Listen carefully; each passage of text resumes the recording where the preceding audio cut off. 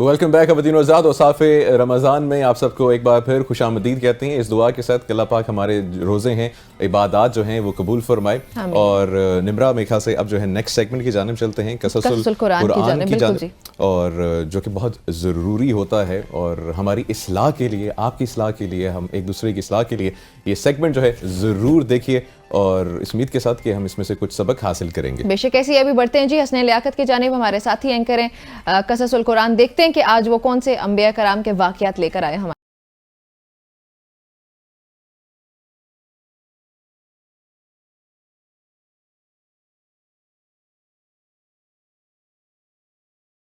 بسم اللہ الرحمن الرحیم. کنتم خیر امت اخرجت للناس تأمرون بالمعروف وتنہون عن المنکر وتؤمنون باللہ. معزز خواتین و حضرات, قصص القرآن کی اس نشست کے ساتھ میں ہوں حسنین لیاقت. کل ہم نے پروگرام میں ذکر کیا تھا حضرت ابراہیم علیہ السلام سے کس طرح وہ بازار میں جاتے ہیں اور بت خریدنے والوں کو یہ کہتے ہیں کہ یہ جو تمہارے خدا ہیں یہ تم سے نفع و نقصان تو تمہیں دے نہیں سکتے, لیکن اسی وجہ سے ان کو پھر بازار سے بلا لیا گیا. اور آج ہم ذکر کریں گے حضرت ابراہیم علیہ السلام کے بچپن کا. اللہ تعالیٰ نے حضرت ابراہیم علیہ السلام کو بچپن ہی میں رشد و ہدایت و عقل سلیم عطا فرمائی تھی. وہ جب چھوٹے تھے تو حیران ہو کر سوچتے تھے کہ اپنے ہاتھوں سے تراشے پتھر کے ٹکڑے ہمارے معبود کیسے ہو سکتے ہیں. انہیں اس معبود حقیقی کی تلاش تھی جس نے کل کائنات کو بنایا ہو. دن رات معبود حقیقی کی جستجو اور نظام کائنات پر غور و تدبر میں رہتے تھے. پھر باری تعالیٰ نے انہیں کائنات کی کچھ اور چیزوں کا بھی مشاہدہ کروایا. قرآن پاک میں ارشاد ہے کہ اور ہم نے ابراہیم علیہ السلام کو آسمانوں اور زمینوں کے عجائبات دکھانے لگے تاکہ وہ خوب یقین کرنے والوں میں سے ہو جائیں. یعنی جب رات نے ان کو پردہ تاریکی سے ڈانپ لیا تو آسمان میں ایک ستارہ نظر آیا. کہنے لگے یہ میرا پروردگار ہے. جب وہ غائب ہو گیا تو کہنے لگے کہ مجھے غائب ہو جانے والے تو پسند نہیں. پھر جب چاند کو چمکتے دیکھا تو کہنے لگے یہ میرا پروردگار ہے. لیکن جب وہ بھی تو بول اٹھے کہ اگر میرا پروردگار مجھے سیدھا راستہ نہیں دکھا پائے گا تو میں ان لوگوں میں سے ہو جاؤں گا جو بھٹک رہے ہیں.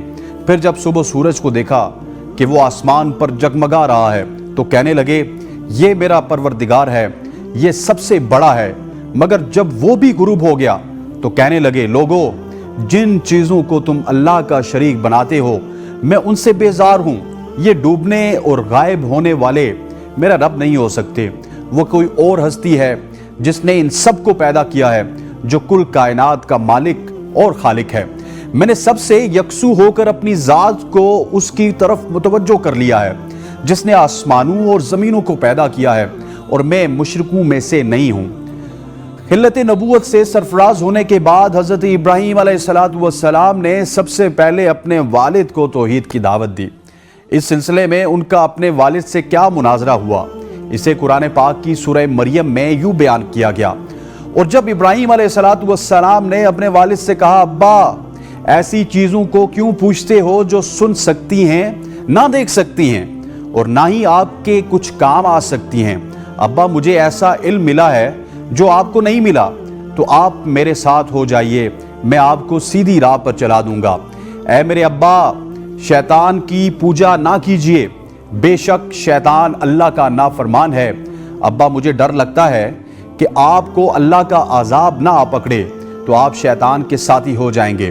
حضرت ابراہیم علیہ السلام نے ادب و احترام کے تقاضوں کو پوری طرح ملحوظ خاطر رکھتے ہوئے نہایت محبت اور پیار سے باپ کو توحید کے بارے میں آگاہ فرمایا. لیکن مشرک باپ نے اس نرمی اور پیار کے جواب میں نہایت درستی اور سختی سے بیٹے سے کہا تو اگر میرے معبودوں کی مخالفت اگر تم نے کی اور باز نہ آئے تو یاد رکھ میں تجھ سے بہت سختی سے پیش آؤں گا. قرآن کریم میں ہے کہ آزر نے کہا کہ اے ابراہیم کیا تو میرے معبودوں سے برگشتہ ہے؟ اگر تو باز نہ آیا تو میں تجھے سنسار کر دوں گا اور تو ہمیشہ کے لیے مجھ سے دور ہو جائے گا. اس موقع پر ابراہیم علیہ السلام نے السلام علیکم کہا اور کہا کہ میں آپ کے لیے اپنے پروردگار سے بخشش طلب کروں گا, بے شک وہ مجھ پر مہربان ہے.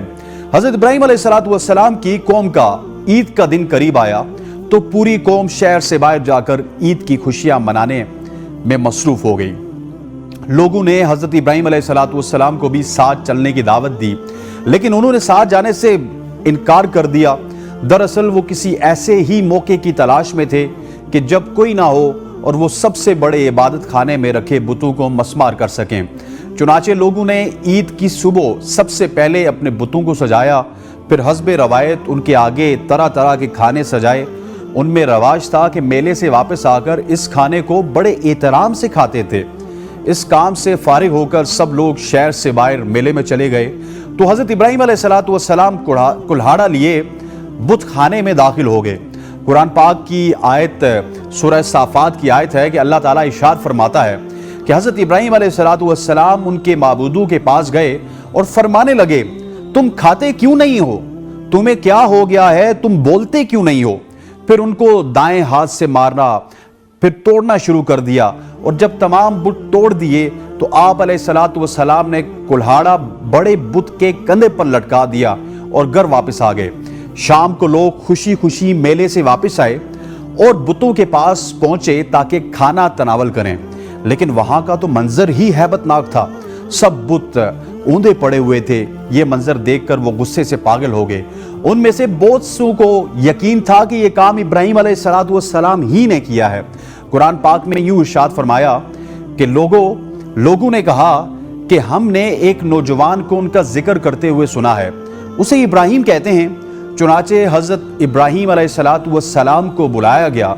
जब आप अलैहिस्सलाम आए तो मुशरिकों ने कहा, ऐ इब्राहीम अलैहिस्सलाम, हमारे माबूदों के साथ तुमने क्या किया?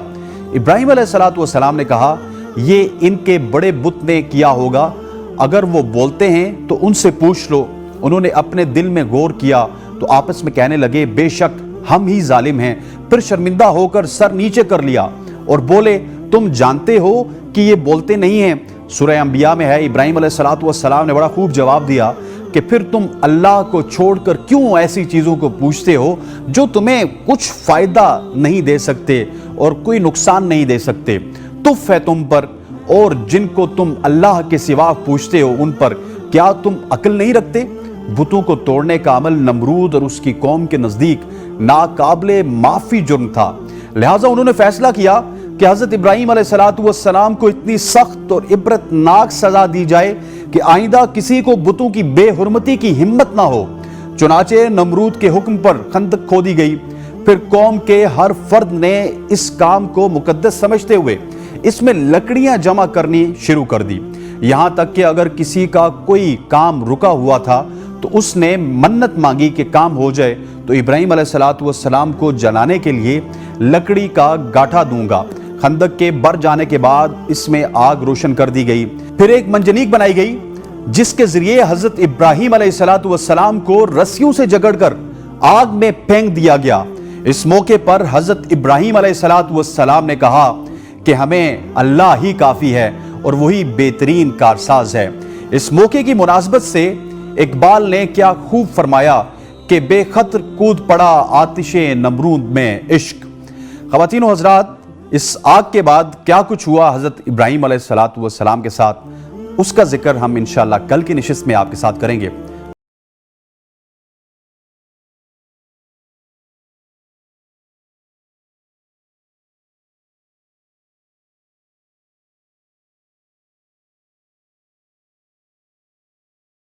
आप सबको खुशामदीद कहते हैं औसाफ़ रमज़ान में, और हसनैन आपका बहुत बहुत शुक्रिया। अल्लाह पाक जो है आपको इसका अजर अता फरमाए।